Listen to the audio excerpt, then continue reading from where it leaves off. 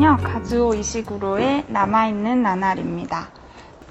가즈오 이시구로 하면은 일단 이름이 일본인이어가지고 일본 문학이라고 생각하신 분들도 계실 것 같은데, 이 작가는 1954년에 일본 나가사키에서 태어나기는 했지만 5살 때 바로 가족들과 영국으로 이주를 했어요. 그래서 사실상 이 사람의 문화적 정체성은 영국인이라고 봐도 무방할 정도고요. 그래서 이 작품을 두고 일본 문학이냐, 영국 문학이냐, 일본인이냐, 영국인이냐, 이런 얘기가 있기는 했지만 사실상 그냥 영국 문학이라고 봐도 무방할 것 같습니다. 오늘 처음 오신 분들을 위해서 잠깐 소개해 드리자면은 제가 앞에 한 30분 정도는 내용 리뷰 발제를 하고요. 그 나머지 시간에는 어떻게 읽으셨는지 감상 토론 나누는 시간 가질게요. 이 책은 1989년에 발표된 작품이고요. 이 작품이 나오고 나서 맨부커상도 수상하고 그 동명의 영화도 만들어지면서 이 가즈오 이시구로는 세계적인 명성을 얻게 됩니다. 2017년 노벨문학상을 받으면서 한국에도 널리 알려지게 되었고요.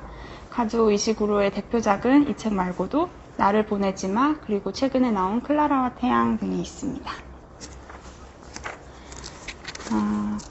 이 소설의 주요 얼개는 프롤로그에 거의 다 나와 있어요. 주인공은 스티븐스라는 사람인데요. 영국의 달링턴 경의 대저택에서 일하던 집사입니다. 달링턴 경이 죽고 나서 이 저택을 인수한 현재 주인 미국인 패러다이라는 사람이 스티븐스 집사에게 휴가를 좀 다녀오라고 제안을 해요. 그래서 이 스티븐스는 6일간의 영국 서부 여행을 떠나게 되고요. 그 과정에서 겪은 일들, 그리고 그 과거의 회상 이야기가 주요 줄거리입니다. 이 스티븐스가 여행을 떠나게 된 계기 중에 하나가 그 옛 동료였던 켄턴 양의 편지를 받은 것도 중요한 동기가 되었는데, 이 켄턴 양은 옛날에 그 달링턴 홀에서 일을 할 때 총무로 있던 사람이고요. 최근에 편지가 와가지고 사실 나는 결혼 생활이 너무 불행하고 옛날에 그 달링턴 시절이 너무 그립다, 이렇게 회상하는 편지를 보내와요. 그래서 스티븐스는 생각을 하죠. 이 켄턴 양이 다시 일자리에 복귀할 생각이 있나 해서 이 복귀할 의사가 있는지 직접 물어봐야겠다라고 하면서 여행을 떠나게 됩니다. 차례를 보시면 이 휴가의 여정에 따라서 챕터가 나눠지거든요. 첫날 저녁, 둘째 날 아침, 둘째 날 오후 이런 식으로. 근데 제가 편의상 그냥 발제할 때는 1장, 2장, 3장 이런 식으로 얘기를 하겠습니다. 먼저 1장 보시면 일단 이 주인공의 직업이 집사예요. 집사라 하면 사실 지금 우리나라에서는 고양이 키우는 주인을 집사라고 많이 하는데 사실 좀 생경하죠. 우리한테는 지금 굉장히 영국의 그 계급사회의 상징이기도 하고 이 직업에 대해서도 좀 잘 탐색할 수 있는 그런 계기였던 것 같습니다. 그래서 이 집사에 대한 얘기가 나오는데 특히 이 스티븐스는 위대한 집사란 무엇인가에 대한 그런 얘기들을 1장부터 하고 있거든요. 41페이지 같이 볼게요. 이 여행을 떠난 첫날에 우연히 어떤 영국의 전원 풍경을 보면서 정말 위대하다라는 감동을 받게 되는데, 그러면서 스티븐스가 생각합니다. 이 위대함이란 정확하게 뭘까? 41페이지 중간쯤에 보시면 명백한 극적 효과나 화려함이 없는 것, 결핍, 그리고 차분한 아름다움, 절제의 미, 이런 얘기를 해요. 그러면서 위대한 이 풍경을 보면서 위대한 집사란 무엇인가 라는 그런 사유를 하기 시작하는데요. 그래서 이 사람의 답으로는 61페이지를 보겠습니다. 위대한 집사는 품위가 있는 집사예요. 그래서 그 품위와 관련된 그 사례를 두는데, 이 스티븐스의 부친도 사실 집사였거든요. 그러면서 그 자신의 아버지의 사례를 듭니다. 그 스티븐스의 형이 전쟁에 나갔다가 그 좀 헛된 죽음을 맞게 되는데, 그때 당시 군사 지휘를 했던 장성을 그 부친이 실제로 그 시중을 들게 된 사례가 나오면서 그 아들의 원수를 눈앞에 두고도 전혀 흔들리지 않고 그런 사적인 감정을 숨긴 채 집사로서의 본분을 다해서 심지어는 거금의 팁까지 받았던 그 아버지의 사례를 얘기를 하면서 이렇게 자신의 그 전문적인 그 직분을 다 하는 와중에 자신의 그 사적인 감정은 숨기는 이런 거를 품이 있는 집사의 사례로 봤는데요. 61페이지 중간 살짝 위쪽에 보시면 위대한 집사들의 위대함은 자신의 전문 역할 속에서 살되 최선을 다해 사는 능력 때문이다. 그들은 제 아무리 놀랍고 무섭고 성가신 외부 사건들 앞에서도 결코 흔들리지 않는다라고 얘기를 합니다. 그리고 제일 위쪽에 보시면 전문가적 실존을 포기하지 않을 수 있는 집사의 능력, 이런 얘기가 나옵니다. 그래서 62페이지 아래쪽에 보시면 누구든 위대한 집사를 만나는 행운을 누리게 되면 회의적인 태도로 이들을 시험하고 싶은 충동을 느끼는 게 아니라 어떻게 하면 저런 프로 정신을 가질 수 있을까라고 하면서 상상하기도 힘들어한다. 그래서 그런 이들과 마주치면 내가 지금 위대함을 면전에 두고 있다는 것을 그냥 알게 된다라고 합니다. 그래서 이 1장에서는 위대한 집사란 무엇인가에 대한 그런 스티븐스의 사유가 나와 있고요. 2장을 보시면 아까 얘기했던 켄턴 양과 함께 일을 했던 달링턴 시절의 얘기를 회고하는 내용이고요. 이때는 아까 말했던 스티븐스의 부친도 함께 일을 하게 됩니다. 그러면서 이 소설에서 가장 좀 중요한 사건으로 다뤄지고 있는 게 1923년에 있었던 회담이에요. 이 저택에서 1차 대전 이후에 있었던 1923년 회담을 성사시키는 얘기가 나오는데요. 달링턴 경은 패전국인 독일에 대해서 연합국이 너무나 좀 가혹한 조치를 하고 있다. 그래서 이런 비공식적인 국제회담을 열어가지고 외교 영향력을 좀 미쳐보려는 그런 물밑 작업을 시도를 합니다. 그래서 102페이지 정도에 한번 보시면 이 회담에 모였던 사람들은 베르사유 조약이 공정하지 않게 이루어졌고 이미 끝난 전쟁을 두고 한 나라를 계속 단죄하는 것은 부도덕하다고 굳게 믿고 있었다 라고 얘기를 하면서 이 베르사유 조약의 조항을 좀 완화시키려는 그런 시도를 하게 됐고요. 스티븐스는 이렇게 중요한 회담에 자신이 시중을 들게 된 것에 대해서 굉장히 자부심을 느낍니다. 그리고 이 주인인 달링턴 경이 당연을 무한 신뢰하기 때문에 이 사람에 대한 그런 도덕관에 대해서도 항상 믿음을 보이고 있고요. 다만 이 회담 중에 자신의 아버지의 건강이 급격히 안 좋아지면서 아버지의 임종을 지키지 못하는 사건이 있어요. 근데 아까 앞에서도 말했듯이 그 위대한 집사가 가지고 있어야 할 그 품위라는 조건에 따르면은 자신의 그런 개인적인 일보다는 집사로서의 책무를 더 중시하기 때문에 자신의 아버지의 죽음을 임종을 보지 못했다 하더라도 이 회담을 잘 마무리했다는 그 성취감이 훨씬 더 크게 됩니다. 그리고 3장을 보시면 계속 그 비슷한 얘기들이 나와요. 위대한 집사, 그리고 위대한 주인에 대한 얘기도 나오는데 이 스티븐스의 직업관에 대해서 계속 잘 볼 수 있습니다. 154쪽, 155페이지 정도 보시면요. 154페이지 아래쪽에 보시면 소위 인류의 발전에 기여하는 신사를 섬기고자 하는 우리의 열망이 있다고 했는데요. 단순히 155페이지 중간쯤에 보시면 임금이나 휘하 직원의 규모, 화려한 가문의 명성만을 고려해서 이직을 결정하지 않았다. 우리에게 직업적 권위를 결정하는 가장 중요한 요소는 주인의 도덕적 진가에 있었다라고 얘기를 하면서, 물론 집사라는 그 직업 자체는 지금 없지만 이거는 우리가 지금 평소에도 이직을 하거나 직업을 선택할 때 꽤 중요한 요소로 볼 수 있을 것 같아요. 연봉을 내가 몇 프로를 올리냐 이런 것보다도 과연 그 사업을 운영하는 그 주인의 도덕적 진가가 어느 정도인가, 그리고 내가 그 회사에서 인류의 발전에 기여할 수 있는가, 이런 얘기들을 하면서 굉장히 이 사람이 훌륭한 직업관을 잘 보여주고 있다고 볼 수 있습니다. 바로 뒷페이지도 보시면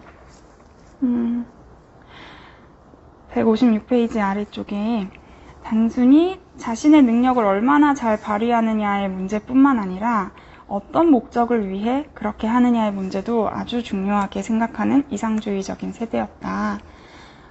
우리는 더 나은 세상을 만드는데 작게나마 기여하고 싶다는 소망을 가슴에 품고 있었으며 직업인으로서 그 소망을 실현하는 가장 확실한 방법은 위대한 신사를 섬기는 것이다 라고 하면서 위대한 집사의 조건으로 아까 품위를 얘기를 했었다면 지금은 그런 인류 발전에 기여할 수 있는 위대한 신사를 만나는 것, 이것도 같이 포함을 하고 있습니다.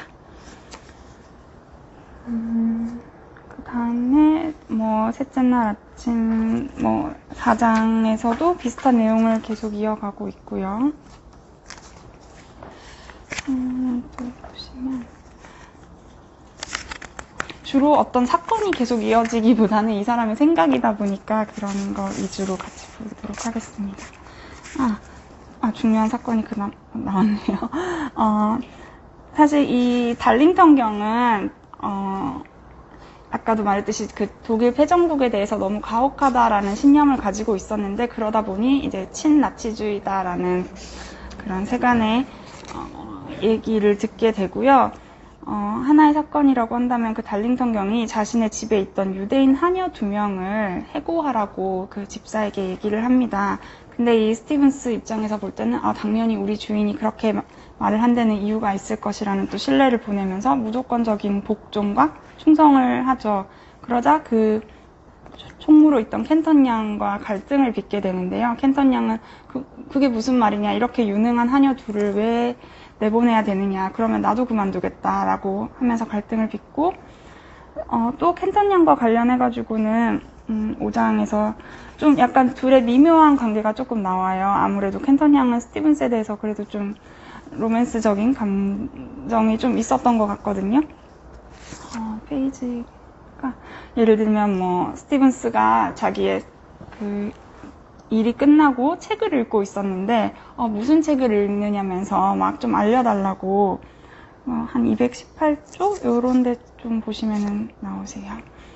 무슨 책 읽냐고 막 계속 실랑이를 벌이고 알고 봤더니 그런 연애 소설을 읽고 있었던 그런 사건도 하나 있고, 또 갑자기 휴가를 가겠다고 자주 이제 외출을 하게 되는 상황, 그리고 저녁마다 업무 얘기를 하면서 코코아를 마시는 코코아 모임이 있었는데 이것도 이제 자기 너무 피곤해서 못하겠다고 켄턴 양이 하면서 약간의 그런 미묘한 갈등을 벌이게 되는데, 그나마 이 장이 좀 답답한 스티븐스와 대비되게 좀 인간적인 모습, 그리고 좀 어찌 보면 좀 합리적일 수도 있고 좀 욕망을 가진 인간의 모습, 그런 켄턴 양의 모습이 좀 그려지고 있습니다. 그리고 그러자 이제 결국 휴가를 그렇게 자주 나갔던 이유가 켄턴 양이 사실은 어떤 남자에게 그 청혼을 받았거든요. 그래서 결국 결혼을 하게 되어서 이 집을 떠나게 되고요. 그 얘기가 한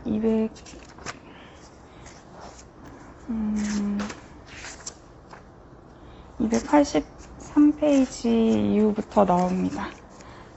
288페이지 제 지인의 청혼을 수락했습니다 하면서 이제 달링턴 저택을 떠나게 되는 내용이 나옵니다.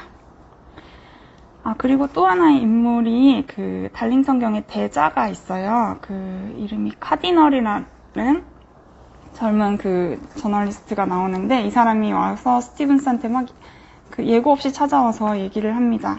294페이지에 보시면 당신의 그 어르신은 정말 고귀하신 양반인 건 맞는데 그분은 지금 조종당하고 있다. 나치들이 그 사람을 꼭두각시처럼 조종하고 있다고 얘기를 합니다. 그 사람은 정말 신사여서 지난 전쟁에서 독일인들과 맞서 싸웠고 패자에게는 자비와 온정을 베풀어야 한다고 생각하고 있다는 건 알겠는데, 근데 히틀러가 볼 때는 너무나 유용한 도구다. 그래서 이 사람이 지금 얼마나 수렁에 빠져 있는지에 대해서 카디널이 경고를 하는 장면이 나옵니다. 그럼에도 불구하고 스티븐스는 300페이지 쪽에 보시면은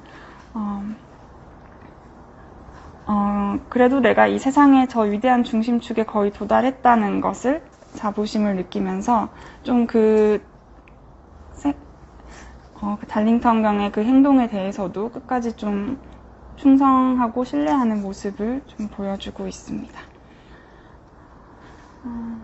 마지막 장이 여기가 가장 저는 좀 울림이 컸던 장인데 드디어 이제 여행 중에 다시 현실로 돌아왔어요.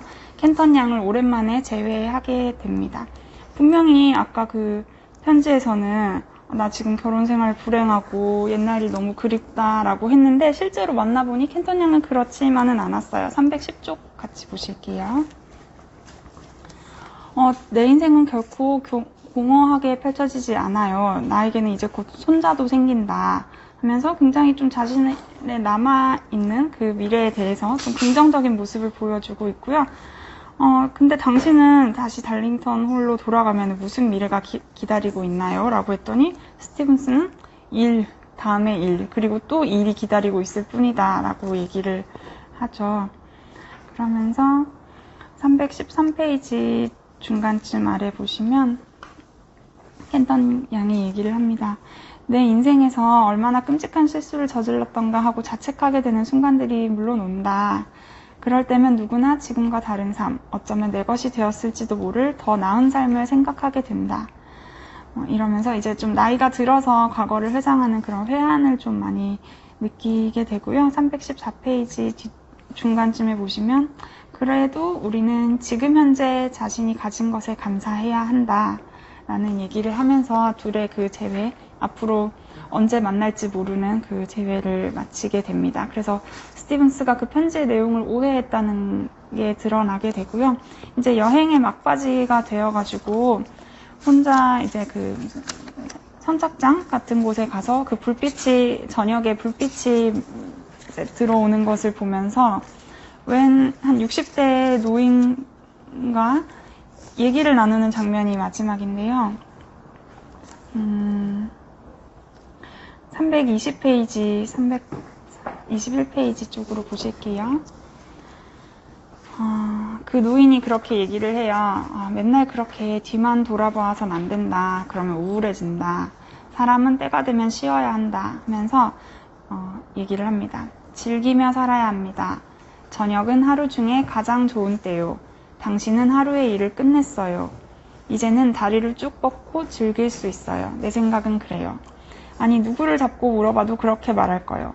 하루 중 가장 좋은 때는 저녁이라고 하면서 그만 과거를 좀 돌아보고 앞으로 남아있는 내 하루 시간을 좀 잘 활용해보라 라고 얘기를 합니다.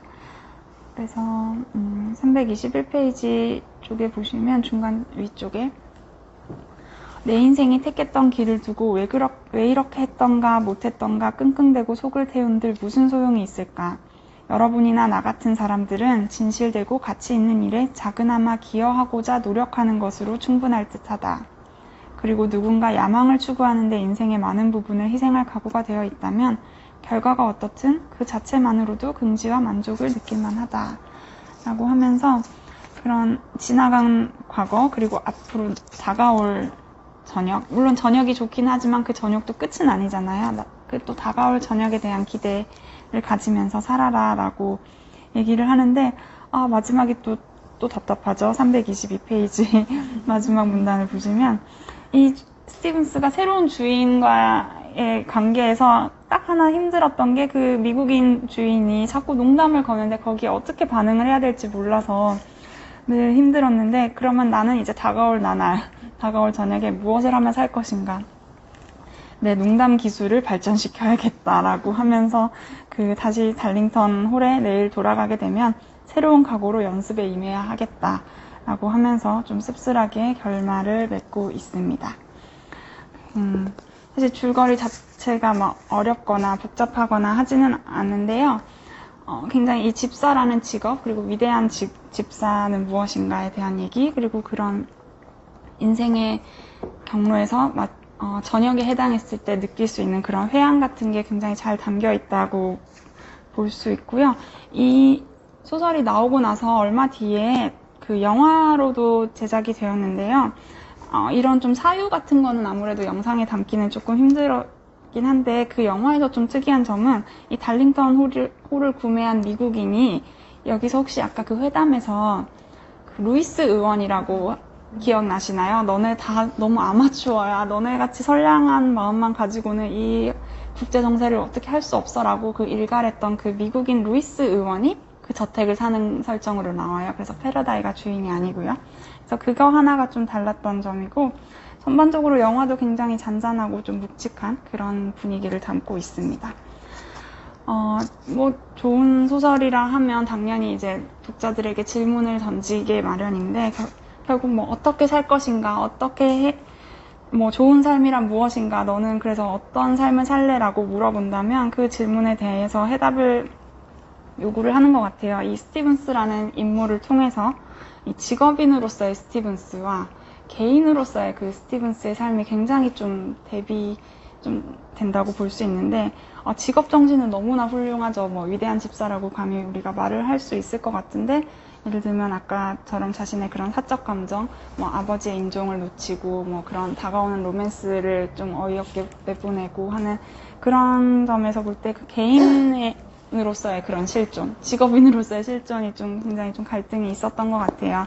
그래서 이 스티븐스의 인물의 삶을 어떻게 볼 것인지, 어떻게 읽으셨는지도 좀 궁금한데 나머지에 대해서는 오신 분들과 얘기를 한번 나눠보도록 하겠습니다. 제 발표는 여기까지 하겠습니다.